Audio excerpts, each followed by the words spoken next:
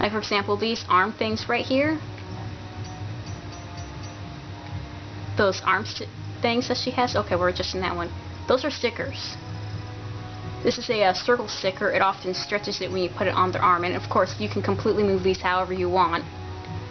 So if you have patterns on a character, you've got tattoos, you've got a certain thing on, like for example the 7 on her shirt or whatever, you can completely adjust that all you want. You can color the stickers however you want.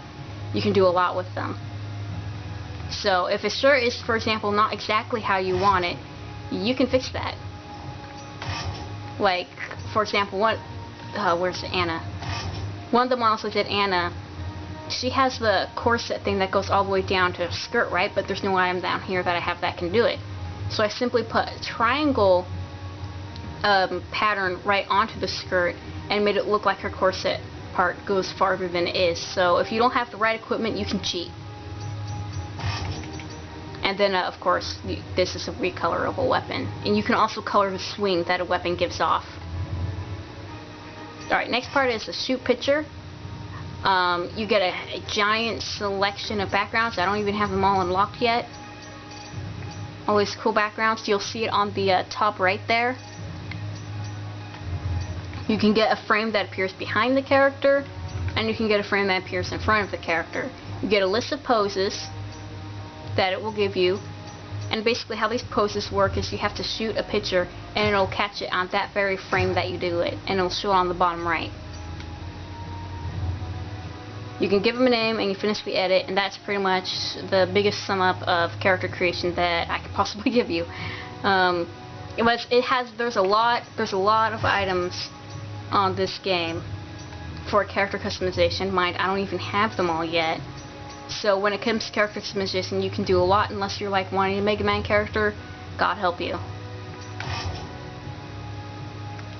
Alright, so I covered that. Next thing about the game is when you start up this game, you're going to go under story mode. Story mode you're going to want to do it because you unlock a lot of stuff through it. And it has a list of 20 episodes that you go through, and you're mostly going to play Sword and Shield. But it also has a lot of cool cutscenes in it. Some of the cutscenes look like they're kind of charcoaly. Some of them are animated. You're going to hate level 20 a lot. But that's something you're just going to do when you play this game, so be ready for that. But you can probably clear it in a few hours. Alright. Xbox Live on here is so that you can fight other people. Like say your friends, you can make a party room and you can play with them. It'll cycle through the people that are in there. I believe you can unlock items from doing it. I've heard that it's the best way to unlock stuff. But it's not personally my best way, because you have to be really good to play to win to get the points, right? Oh, if you press the Y button, if you're playing for Xbox 360, you have a character card. You can change the picture that appears for your card. You can change the, where is it? It's right there, right there. You can change the little catchphrase you have, and it shows all of your stats, your gameplay time, and all that you have on this game. Alright, now last part about this game is offline play. I have no idea what this does, don't do it. Arcade mode was where you fight 6 people in a row. In my opinion, this is the best way to level up your character.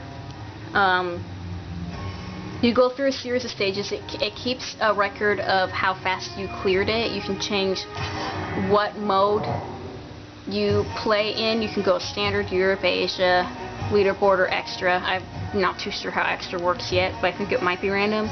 You can change the difficulty of this, and really it's the best way you can get player points on here so you can unlock things. There are quick battles, which you fight against basically NPCs that the game will generate. There's training, which you can adjust however you want. You can make it to where your opponent attacks you, your opponent doesn't. You can check the entire move list while you're on here, and it's a good way to learn a specific fighting style. And then the last thing on here is the versus battle, which I'm going to end this video with. On here you can have player versus CPU, CPU versus player, CPU versus CPU. So that's how I've been making all the other videos, since I've just been having the computer fight itself.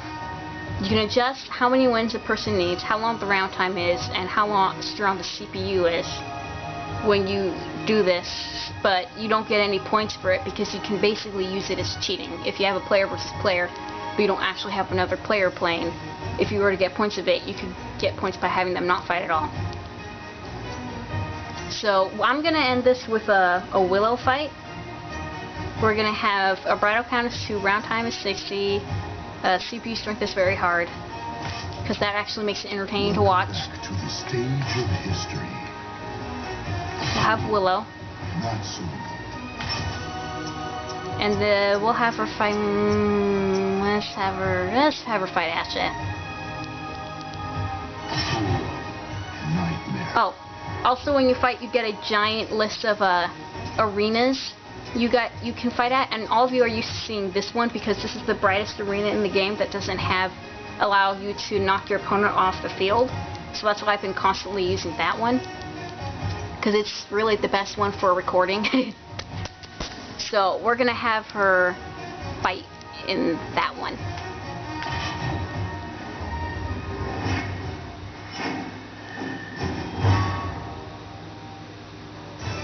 The jewelers carved their souls into their swords to fend for their lives. And actually, I can use this as a good opportunity to explain battle fighting on this game. You say something? Battle 1. White. Alright, at the top of the screen you can see the blue bars of their health, and there's a timer, of course. There are some little notches right here that show how many wins each player has. And the one thing that you're probably confused about is the part on the top left here. Right here, let me turn the volume down actually so you can probably hear me. Right here is a little bar that when it fills up, it'll have a 1 or a 2 right here or whatever number, and it basically allows you to use a special attack on your opponent. When you use this attack, your opponent can block it, but if they are not blocking it right when you use it, they cannot attack you while you're using it. So you can get a lot of damage done without having them interfere with your attack. So it's a very good thing.